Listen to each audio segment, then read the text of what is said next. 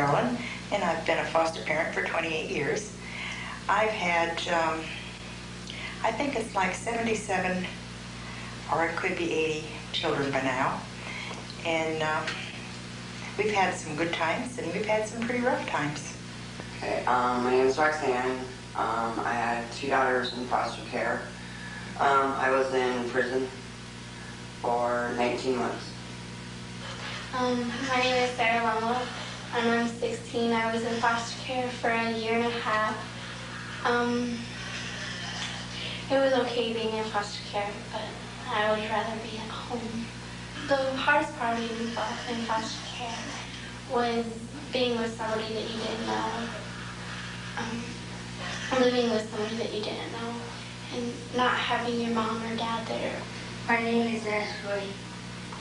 I'm 10 years old.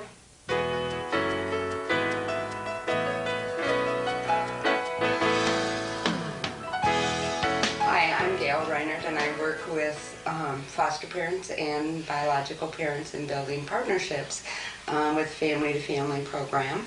And in building these partnerships, I wanted to sit down with Roxanne and Marilyn and get more information about what would be helpful in building these partnerships, and what can we do to keep the children connected and keep that bond from breaking, and how can we all help each other.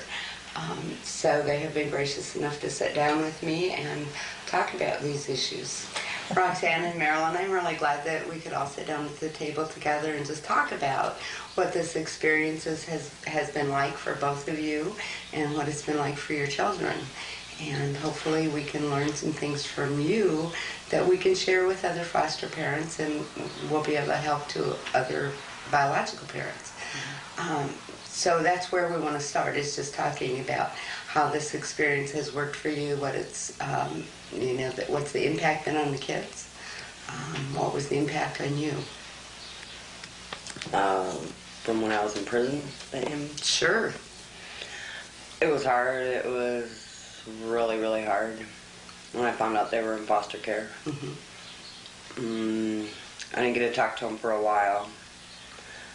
I didn't know where they were. When I wrote letters, they had to go to DHS, and then DHS would give them to them. Okay. And how did that feel for you? I was sad and worried. I didn't know who they were with.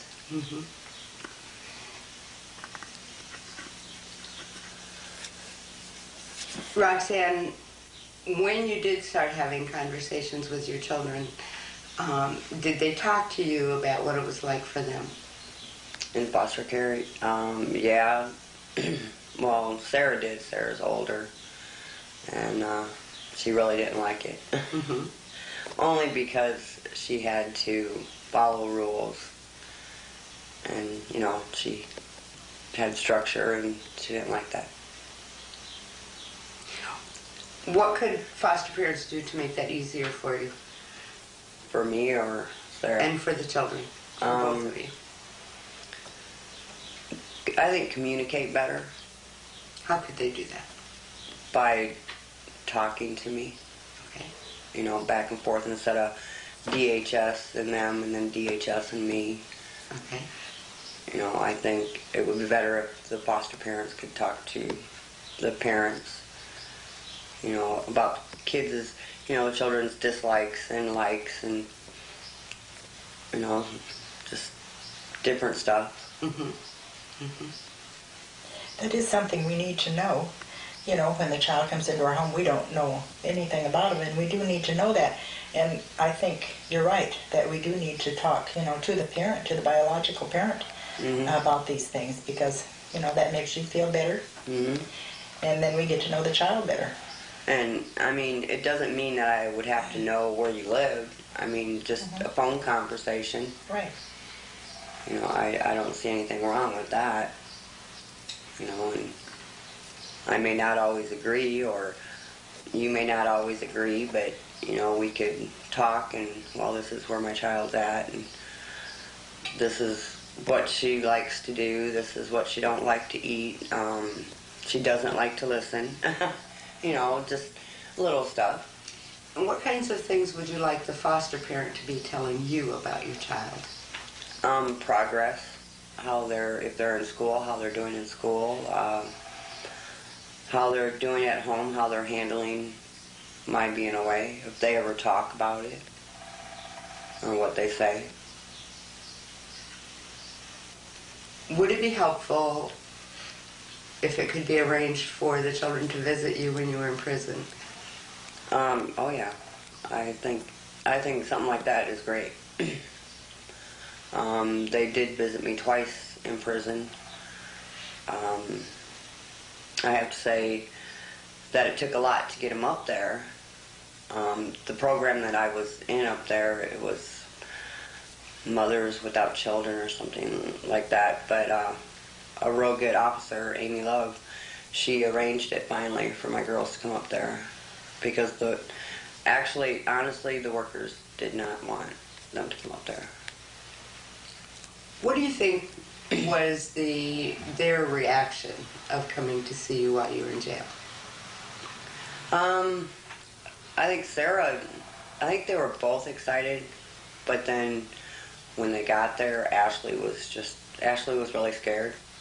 I think, she's never been there, and she was kind of shying away from me, stayed next to her sister. Mm-hmm. But after they got there, the program that I was in, one time it was at Halloween, and we did pumpkins. We had a big party in the gym, and we got to spend 2 hours, and we had different activities, and it was fun. Do you think it's important for the children to come and visit you while, and you're not the only parent who's in jail? I think it's important to have that contact. Talking to them on the phone and writing them is one thing, but to see them in person, it's wonderful. Mm-hmm. It lifts your spirits, and I'm sure it does theirs. They like seeing you. They need to know that you're safe too. Mm-hmm. It doesn't matter. They worry about you as much as you worry about them. Exactly. They react to that at my house they react to, what's going on with their mom and. Mm-hmm. Mm-hmm. Oh yeah.